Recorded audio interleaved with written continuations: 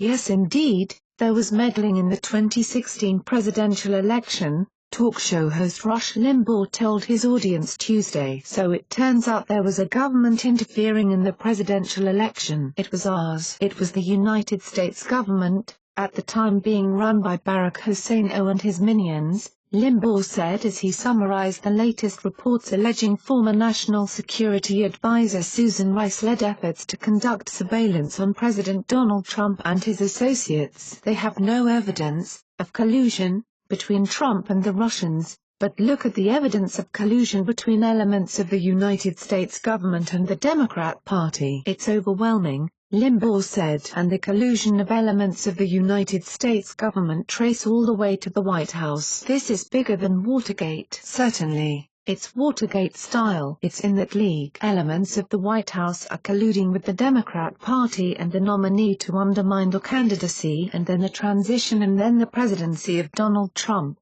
Limbaugh said the fact that the Obama White House led the show in probing Trump was a signal the probe was political in nature. The White House does not do investigations. The FBI investigates, the CIA investigates, the NSA investigates, but the White House does not investigate, Limbaugh said. And if the White House is doing investigations, it's not because they're looking into criminal things. It's because they are engaged in political activity. The White House is not an investigative agency of the federal government. It is not. There are other elements of the executive branch that do investigations. So if she was doing this on her own, which we doubt strenuously, she was doing this to provide information for her superiors. And only one of those matters, and that would be Barack Obama. Limbaugh said all of the available evidence points to the fact Trump's aides were surveilled while making legal phone calls to others who were under surveillance. Meaning, the Trump people were not breaking the law talking to people they were talking to,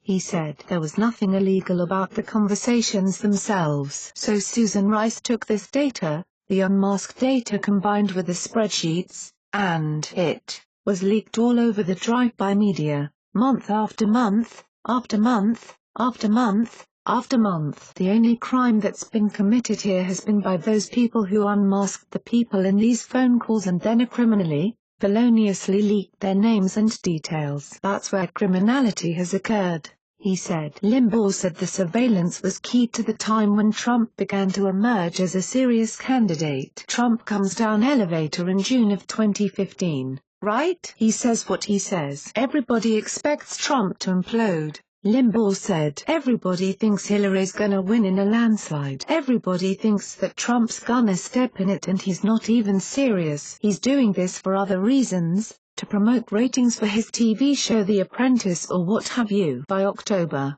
Trump is still there, and he's running rings around people in the polls and he's doing well in Republican debates and his popularity is soaring and that's when surveillance begins, October of 2015. Limbaugh also had harsh words for mainstream media outlets not covering the story of Rice's involvement in the surveillance. The worst offender of this is CNN, but practically everybody in the drive-by media is treating the shocking, the blockbuster, the smoking gun story that Susan Rice was no doubt spying for President Obama on the Trump campaign and the Trump transition that it is simply a distraction, Limbaugh said. Sources News helped contribute to this report. It's News Exposed signing off.